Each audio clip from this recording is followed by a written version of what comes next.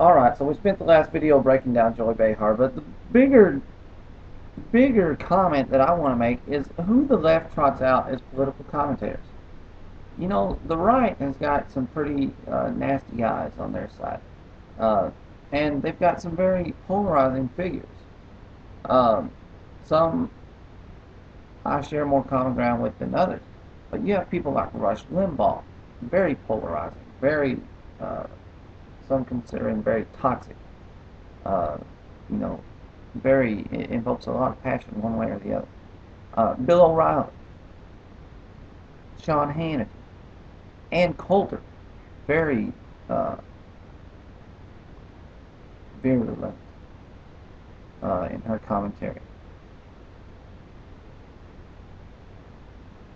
Any number, of other people, Laura Ingraham and all the rest, Michelle Malkin, anybody you wanna name.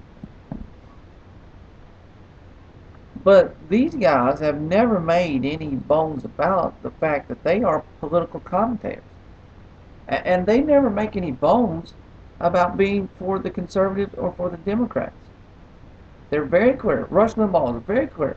When you tune into Rush Limbaugh, you know what you're getting. You're getting a political commentator that is conservative, from the conservative viewpoint. Now you can agree, disagree, love, hate, do whatever you want to about Rush. He's an idiot, whatever. But he has never pretended to be anything more than a political commentator.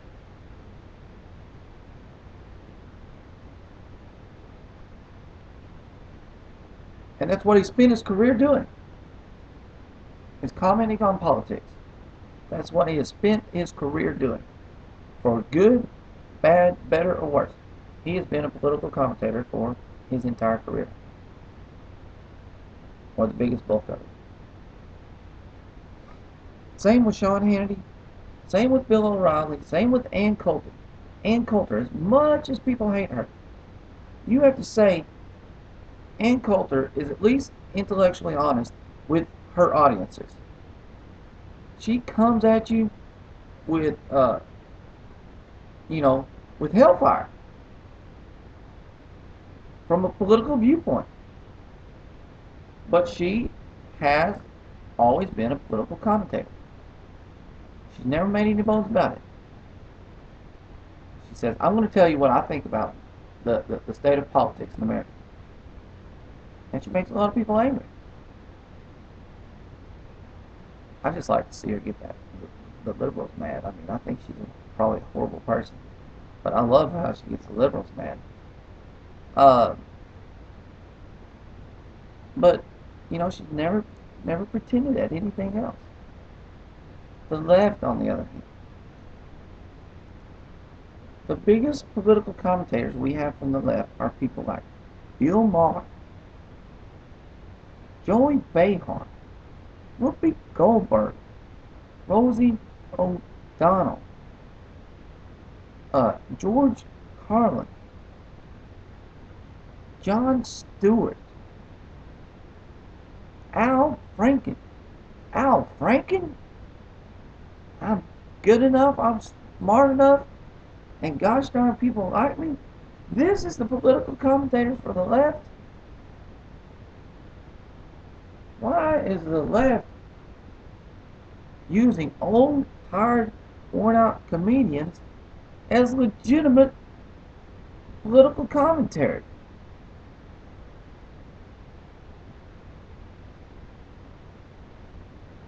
Now you can take Ann Coulter on the right, and her points may be totally illegitimate. But as her standing as a person to comment on political matters, she's totally legitimate. She's come out and said, I'm a commentator. She's never been anything other than that. And I'm not defending her work, but only her position as a political commentator.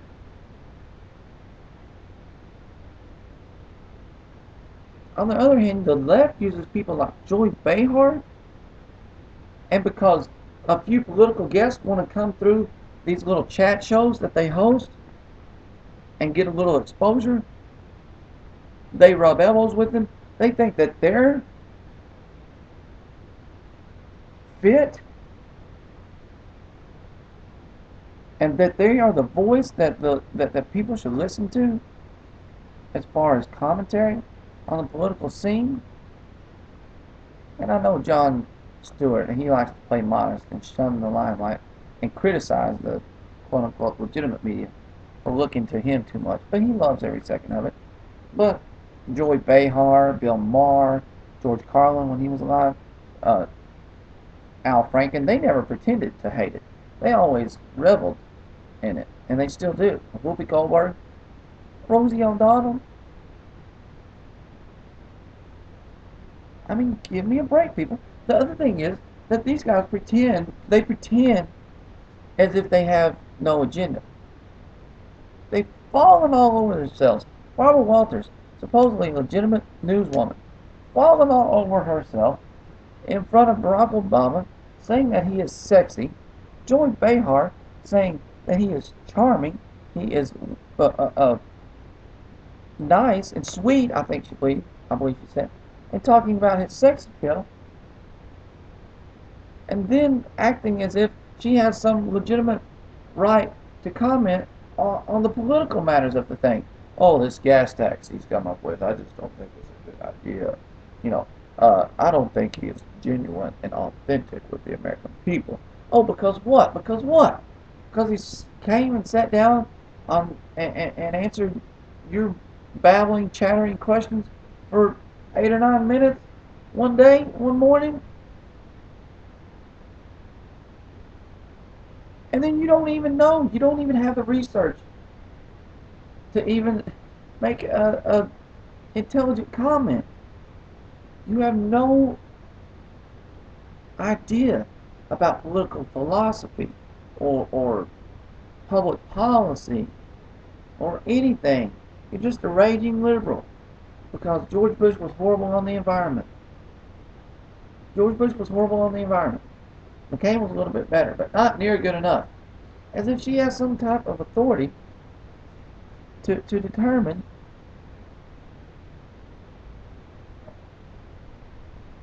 what would be good and what would be bad. She has no. This girl is a comedian, and a mediocre one at that. Bill Maher comes out and tells 4 jokes a night that are written for him, and the rest of the time he spends commenting on political matters he knows nothing about. And people will say, "Oh, did you hear what Bill Maher said? Bill Maher really put Bush in his place last night on that horrible show he has on HBO that nobody watches." I mean, come on. Jon Stewart? Oh, did you see what Jon Stewart said on the Daily Show? You know, on CNN and MSNBC. They're too happy to replay the clips from Jon Stewart. And the Wall Street, the USA Today, I'm sorry, rather. USA Today is running to Jon Stewart for comment on the campaign. Give me a break, people. There's not one legitimate political voice out there on the left. Maybe James Carville. Maybe. He's a political operative more than he is a political commentator. But, I mean, there's not one legitimate voice out there on the left that is simply there to comment on and analyze political matters. Because it's the nature of the left to turn to these kind of superficial and artificial observers. They shun real thought. They shun analytical positions. They shun analysis, and they embrace emotion, which is exactly what the Jon Stewarts and the Joy Behar and Al Franken and George Carlin invoke. They invoke emotion. Other guys are wrong, they're wrong, but at least they invoke, thought. At least they invoke thought. And it's more than can be said for anybody that the left looks to as a political commentator. And I think it's an absolute joke. And it's probably the funniest one that most of these guys have come up with in their political career, in their comedic careers, I should